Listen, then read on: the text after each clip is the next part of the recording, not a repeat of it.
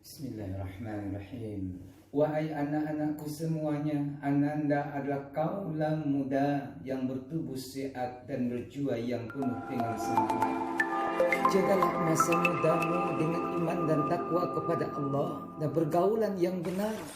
Karena Allah Subhanahu wa ta'ala telah mengatakan, Ya ayyuhalladzina amanu taqullaha wa kunu ma'as shadiqin. Wahai orang-orang yang beriman, bertakwalah kepada Allah dan bertemanlah dengan orang-orang yang benar.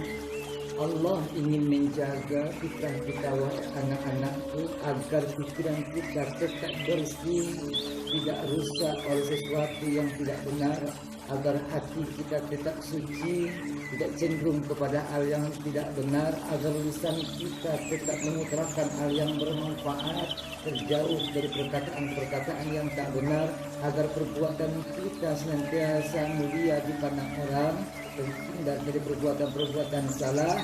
Allah perintahkan kita untuk bertakwa dengan melakukan perintahnya, meninggalkan larangannya, bergaul dengan orang-orang yang benar. Karena sungguhnya Rasulullah SAW telah menyampaikan, wahai anak-anak, perumpamaan pertemanan dengan orang baik dan pertemanan dengan orang yang buruk seperti antara penjual minyak wangi dengan pandai besi. Berteman dengan penjual minyak wangi, meskipun kita tidak membeli minyak wangi, setidaknya kita akan kena percikan minyak wangi. Artinya apa, anak-anakku? Ketika kita berteman dengan orang yang baik, pikirannya bersih, hatinya baik, ucapannya terpelihara, perbuatannya, maka kita pun akan ikut terjaga pikiran kita, terpelihara hati kita, terpelihara ucapan kita, terpelihara perbuatan kita. Tapi sebaliknya, bila kita berteman dengan teman yang buruk, meskipun kita tidak akan melakukan keburukan, tapi kita akan tetap dipandang buruk. Bahkan setelah berangsur-angsur kita akan terpengaruh untuk melakukan hal-hal yang berbau dengan keburukan.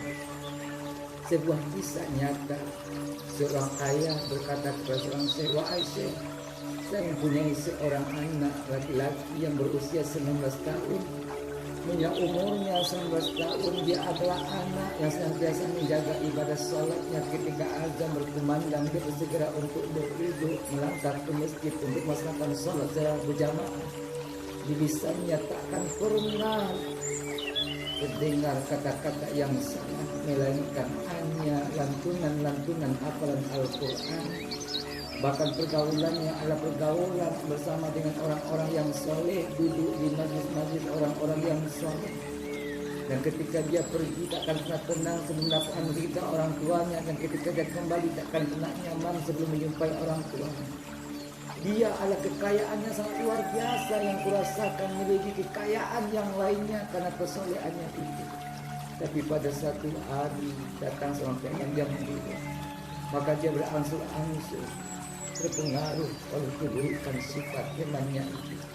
Yang dulunya dia rajin salat, sekarang sudah pandai meninggalkan salat. Yang dahulunya tak pernah lepas dari Al-Quran, sekarang sudah berkata yang tidak benar.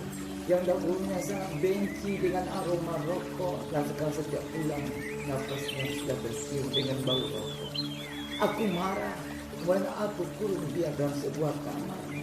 Tapi pada satu ketika neneknya datang ke rumah, kemudian neneknya membukakan pintu kamarnya dan dia pergi dari rumah 3 hari tidak pulang.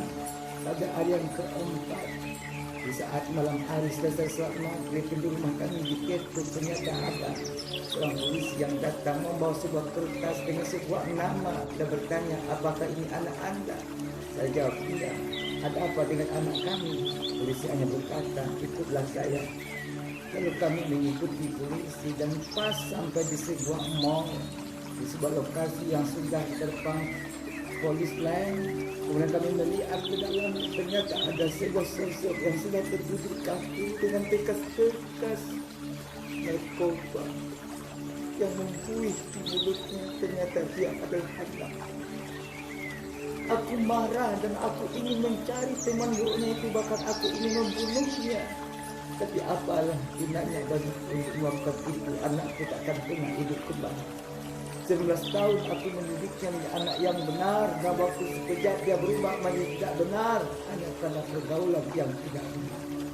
Wahai anak-anak, kisah yang singkat ini menjadi pelajaran dalam bagi kita. Ar-rajul ala dini khalilihi wal yanzur a'adukum mayyuqal. Teman itu ditentukan oleh dengan siapa dia berteman. Jika temannya baik, maka dia akan baik. Bila temannya rusak, maka dia akan rusak. Maka pandai-pandailah untuk menjadi teman. Anak-anak, bergaulah dengan pergaulan yang salah. Semoga bermanfaat.